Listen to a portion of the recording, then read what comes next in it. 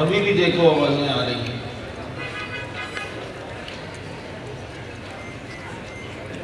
یہ آج کا پروگرام ان طلباء کی حوصلہ افزائی کے لیے ہے جن کے سر پر دستار فضیلت سجائی جائے گی، اور حدیث پاک کی کتاب جسے آپ صحیح بخاری کہتے ہیں اس کی آخری حدیث کا درس انشاءاللہ قائد محترم دیں گے۔ مجھے جو عنوان دیا اسی حدیث کے متعلق تو میں چند معروضات عرض کر کے اجازت چاہوں گا۔ قرآن کریم میں جو ہے کہ مَا آتَاكُمُ الرَّسُولُ فَخُذُوهُ وَمَا نَهَاكُمْ عَنْهُ فَانْتَهُوا، کہ یہ نبی تمہیں جو دے تو لے لو، جس چیز سے روکے تو رک جاؤ۔ اب یہ حکم قیامت تک کے لیے ہے، تو قیامت تک مومن اس پر عمل کیسے کرے گا؟ تو مطلب یہ کہ نبی کی جو حدیث میں آیا ہے کہ یہ کرو تو کر لو، نبی کی کسی حدیث میں آیا کہ نبی نے کسی کام سے منع کیا تو اس کام سے منع ہو گیا۔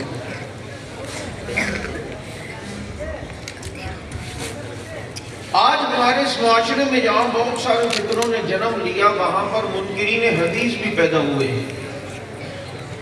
جیسے یہ غامدی، یہ منکرین حدیث ہے، چاہے اس کے چہلے بلے کہیں۔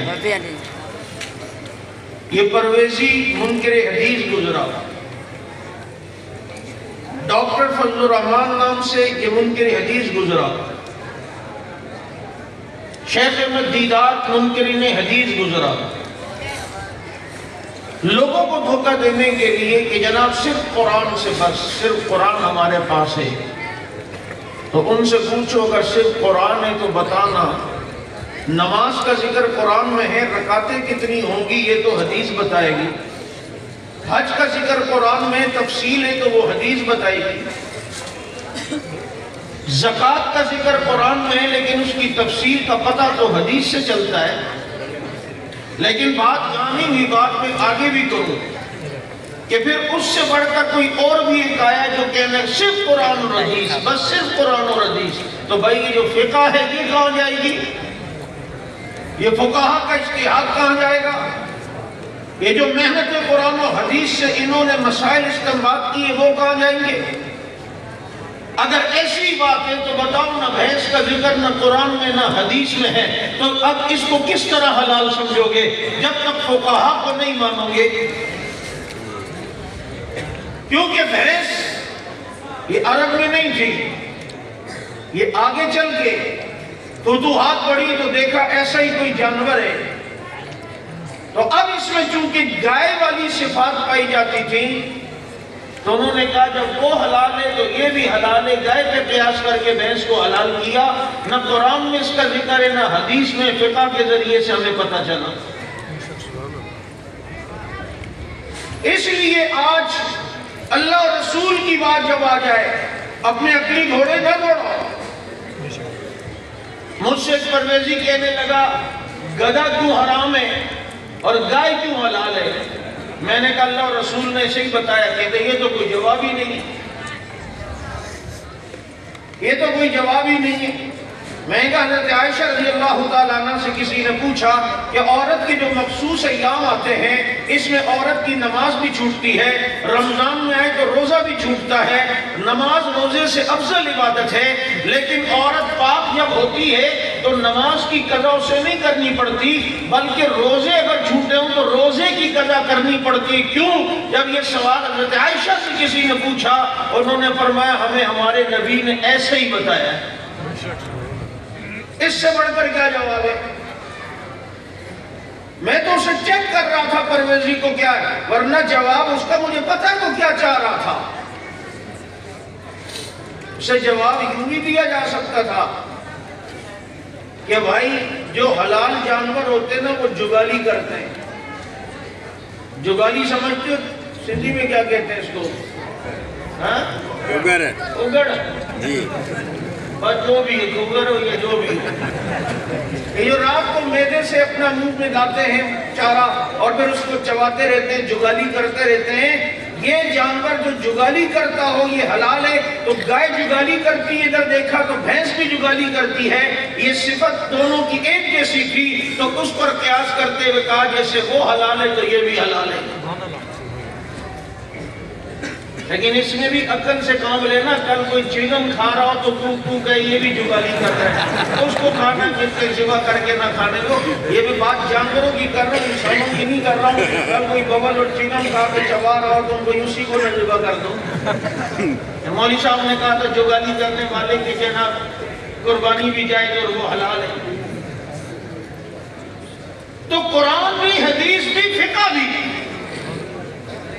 آپ کو پتا ہے امام بخاری رحمت اللہ علیہ کی کتاب بخاری شریف کا سہارا لے کر لوگوں کو بعض دفعہ کوئی فقہ کے خلاف کرتا ہے، جبکہ آپ جانتے ہیں کہ امام بخاری کی فقہ ان کا ترجمۃ الباب ہے۔ امام بخاری پہلے باب ذکر کرتے ہیں اور وہ فقہ ہوتی ہے، اور اس کی تائید میں حدیث ذکر کرتے ہیں۔ امام بخاری رحمت اللہ علیہ کا اسلوب تو یہ ہے، وہ فقہ کو پہلے لا رہے ہیں، حدیث کو بعد میں لاتے ہیں۔ بات نہیں سمجھ آئی؟ فقہ کو پہلے لاتے ہیں اور حدیث کو بعد میں۔ آج لوگ کہتے ہیں کہ جناب امام صاحب کو تو صرف 17 حدیثیں یاد تھی، جبکہ انہیں پتہ نہیں فقی کے لیے محدث ہونا ضروری ہے، محدث کے لیے فقی ہونا ضروری نہیں ہے۔ جیسے صرفی نحوی کے لیے صرفی ہونا ضروری ہے، لیکن صرفی کے لیے نحوی ہونا ضروری نہیں ہے۔ جو صرف کے فن سے واقف ہو وہ نحو کے فن سے واقف ہوگا، لیکن جو نحو کے فن سے واقف ہو ضروری نہیں ہے کہ وہ صرف کے فن سے بھی واقف ہو۔ اسی طرح یاد رکھو جو محدث ہوتا ہے اس کے لیے ضروری نہیں ہے کہ وہ فقیہ ہو، لیکن فقیہ کے لیے ضروری ہے کہ وہ فقیہ بھی ہو، محدث بھی ہو۔ فقیہ فقہ حاصل ہی تب کرتا ہے، وہ فقیہ بنتا ہی تب ہے جب اسے حدیث پر مہارت حاصل ہو۔ امام ابو حنیفہ رحمت اللہ علیہ کے شاگرد یحییٰ بن معین رحمت اللہ علیہ، شاگرد کا یہ حال ہے کہ کہتے ہیں کہ 10 لاکھ حدیثیں میں نے اپنے ہاتھ سے لکھی ہیں۔ کسی نے حضرت تھانوی رحمت اللہ علیہ سے کہا امام حنیفہ کو تو صرف 17 حدیثیں یاد تھی۔ حضرت نے کہا واہ کیا شان ہے امام صاحب کی، واہ۔ ان کا جی 17 حدیثیں اور آپ کہتے ہیں کیا شان ہے؟ کہتے ہیں میں حیران نہ ہوں جس کو 17 حدیثیں آتی ہیں اور وہ امت کو 12 لاکھ مسائل بتائے، اور اگر اس کو ہزاروں حدیثیں یاد ہوتی تو پتہ نہیں کروڑوں مسائل بتاتا۔ سبحان اللہ۔ یہ اعتراض کرنے والے جب اعتراض نہ، تم اس اعتراض کو ہلکا لیا کرو جیسے میرے پر کوئی اثر ہی نہیں پڑا ہے۔ ہاں ایسا بن کے جس کو دکھایا کرو۔ جیسے لوگوں میں ایک مشہور ہے نا، ابو ہریرہ رضی اللہ تعالیٰ عنہ کے متعلق، حالانکہ بات ٹھیک نہیں، لیکن جب وہ مشہور ہے کہ نبی علیہ السلام نے ان کی کندھوں پہ بلیاں دیکھیں تو نبی نے انہیں ابو ہریرہ کہا۔ یہ بات تو صحیح ہے، یا ابا ہریرہ، لیکن یہ بات کسی مستند جگہ سے نہیں ملتی جو اب کہہ رہا ہوں کہ ابو ہریرہ رحمت رضی اللہ تعالیٰ عنہ کہتے ہیں کہ جب نبی نے مجھے ابو ہریرہ کہا، مجھے اپنے محبوب کی زبان سے یہ نام اتنا اچھا لگا، بس میں نے اپنا یہی نام پسند کیا، اور پھر میری ماں نے میرا کیا نام رکھا تھا میں وہ بھی بھول گیا، بس نبی والا نام مجھے یاد رہا۔ تو کسی شیعہ نے اعتراض کیا، دیکھو جی تم کہتے ہو کہ حدیث میں سب سے زیادہ روایتیں ابو ہریرہ کی ہیں، 5,500 حدیثوں کے راوی ہیں۔ ابے بھائی ابو ہریرہ کے حافظے کا تو یہ عالم تھا کہ انہوں نے کہا کہ میری ماں نے میرا کیا نام رکھا وہ میں بھول گیا، تو اب بتاؤ جو ماں کا رکھا ہوا نام بھول جائے تم اس کی حدیثوں پر اعتماد کرتے ہو، کیا پتہ حدیثوں میں بھی بھول گیا ہو۔ میں نے کہا واہ ابو ہریرہ، واہ ابو ہریرہ تیری کیا شان ہے، واہ ابو ہریرہ تیری کیا عظمت ہے۔ کہتا ہے یار ابو ہریرہ شان ہے، ابو ہریرہ تیری عظمت، کیا مطلب؟ میں نے کہا میں بتانا یہ چاہتا ہوں کہ ابو ہریرہ کی کتنی عظمت ہے، اس سے تو مجھے اور یقین ہو گیا کہ ابو ہریرہ سے روایت کردہ حدیث اس کو پر اندھا اعتماد کروں۔ کہتا ہے وہ کیسے؟ میں نے کہا میں اس کی حدیث کو کیوں نہ اعتماد سے لوں کہ جو نبی کی سنتا ہے تو ماں کی بھی بھول جاتا ہے، صرف نبی ہی کی یاد رکھتا ہے، بس وہ صرف نبی ہی کی یاد رکھتا ہے۔ تم پر کوئی پریشر دینا چاہے تم کو، مجھے پر کوئی پریشر نہیں ہوتا۔ ہم جامعہ عدلیہ ٹنڈو لیار کے فیض یافتہ ہیں، ہم پہ کوئی پریشر نہیں۔ تو میں عرض یہ کر رہا تھا کہ یہ امام بخاری رحمت اللہ علیہ کی کتاب، جس کی ایک بڑی فضیلت یہ ہے کہ اس میں 22 وہ روایات ہیں جسے ثلاثیات کہتے ہیں، یعنی امام بخاری رحمت اللہ علیہ اور نبی علیہ السلام کے درمیان صرف 3 واسطے۔ امام بخاری نے اپنے استاد سے سنا، انہوں نے اپنے استاد سے حدیث سنی، اور انہوں نے صحابی سے، اور صحابی نے اللہ کے نبی سے۔ 3 واسطے، ایسی 22 روایات ہیں، اور یہ فضیلت تمام احادیث کی کتاب میں امام بخاری سیاستہ میں امام بخاری رحمت اللہ علیہ کو حاصل ہے کہ ان کی اس صحیح بخاری میں 22 ایسی روایات ہیں جس کو ثلاثیات کہتے ہیں، جس میں نبی اور امام بخاری کے درمیان صرف 3 واسطے ہیں۔ یہ 22 ثلاثیات ہیں، توجہ کرنا ذرا۔